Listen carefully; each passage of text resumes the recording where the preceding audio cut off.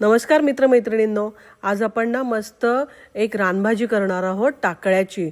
टाकळा ही पावसाळ्यातच येते आणि मस्त चवीला लागते, खूप छान। चला मी तर निघाले माझी टोपली घेऊन टाकळ्याची भाजी रानातून आमच्या रानातून कुडायला। बघा किती छान कोवळा कोवळा टाकळा मला मिळालेला आहे आणि मस्त कोळी कोळी टाकळ्याची भाजी मी कुडून घेतलेली आहे।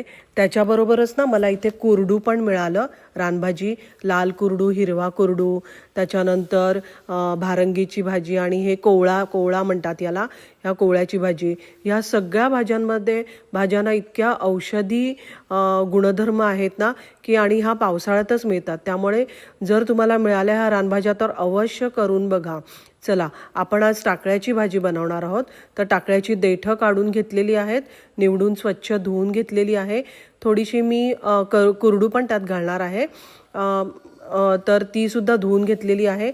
टाकळ्याची भाजी आपण चाळणीत ठेवून ना तिला छान वाफवून घेऊया, थोडीशी शिजवून घेऊया। शिजून झाल्यानंतर ना त्यातलं पाणी पूर्ण काढायचं आणि त्याच्यानंतर बारीक चिरून घ्यायची आणि तिला अशी छान मोकळी करून घेऊया।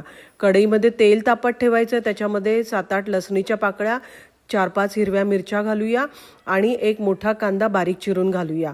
छान परतून घेऊया।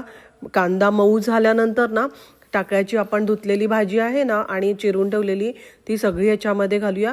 माझ्याकडे कुरडू अगदी थोडासाच होता म्हणून तोही मी त्याच्याबरोबर घातला, काही हरकत नाही, त्याचेही गुणधर्म ह्या भाजीमध्ये उतरतील। थोडंसं मीठ घालूया आणि छान परतून ही भाजी आपण, शिजलेली तर आहे ऑलरेडी पण थोडीशी परतून घेऊया, म्हणजे त्याचं कच्चटपणा जाईल आणि मस्त त्याची चव येईल। वरून ओलं खोबरं पेरूया आणि आपली भाजी ही टाकळ्याची अतिशय गुणधर्म असलेली, याच्यामध्ये भरपूर आयर्न आहे, फायबर्स आहेत, कॅल्शियम आहे, तर ही भाजी तुम्ही नक्की करून बघा।